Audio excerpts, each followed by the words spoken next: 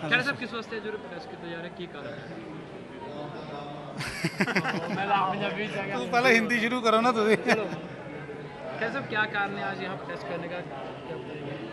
इसका मुख्य कारण पे कमीशन की रिपोर्ट है जो पिछले दिन ही जो है रिलीज़ की गई थी, लेकिन उससे जो मुलाजिम वर्ग है वो पूरी तरह संतुष्ट नहीं था, जिस कारण काफ़ी ज़्यादा मीटिंगें हुई, एजिटेशन हुआ। पटियाले में बहुत बड़ी एक रैली 1 लाख के करीब की गई। उसके बाद चंडीगढ़ के सेक्टर 39 में एक रैली की गई, बहुत बड़ी रैली थी, वो भी लाखों में।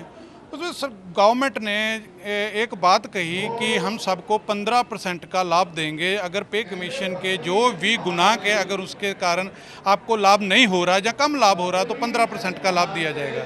लेकिन वो बेनिफिट जो है वो 1/1/2016 के बाद जो मुलाजिम नए आए हैं जहाँ उसके बाद प्रमोट हुए हैं उनको जो है इसका बेनिफिट नहीं मिल रहा है। और साथ ही साथ जो इसमें डीए कैलकुलेट किया जा रहा है वो 113% किया जा रहा है, जबकि 25% जो है वो कैलकुलेट करना बनता है। और इसमें एक बात और डाल दी गई है कि जो भी इस लेटर के हिसाब से या 15% जो आपको बढ़ोतरी मिल रही है उसके हिसाब से जो आपका एरियर बनेगा वो नहीं दिया जाएगा।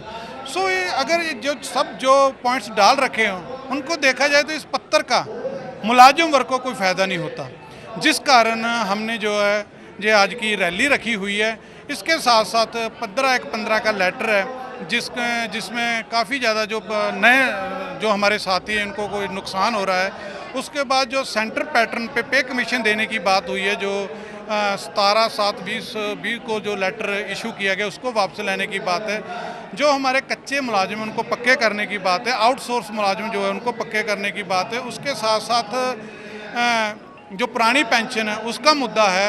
अनरिवाइड जो स्केल रह गए 2011 में उनके मुद्दे हैं, जो जिनकी टिपिकल मिस्टेक थी उन 24 कैटेगरी है जो पे कमीशन ने माना उनको कुछ नहीं दी गया है। जो सब तमाम जो हमारी मांगे हैं उनके ऊपर ये रैली की है, क्योंकि हमारे पास टाइम बहुत कम है।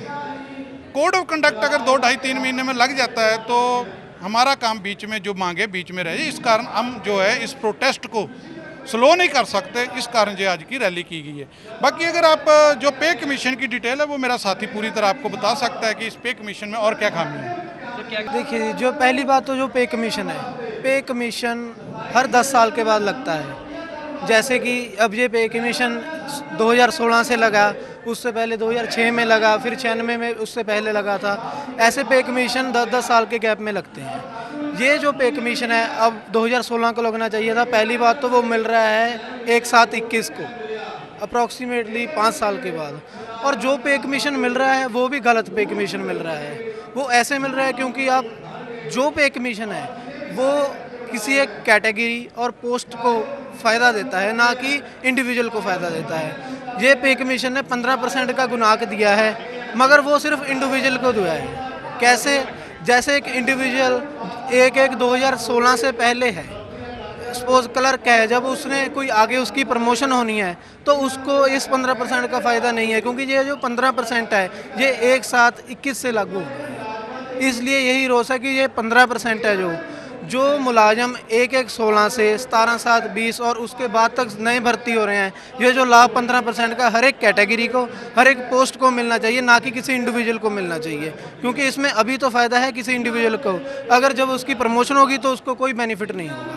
ये है मेन पे कमीशन का जिसका जो लाभ है, जिसका जो फ़ायदा है वो हर एक एम्प्लॉय को होना चाहिए, ना कि 1/1/16 से पहले वाला। Thank you.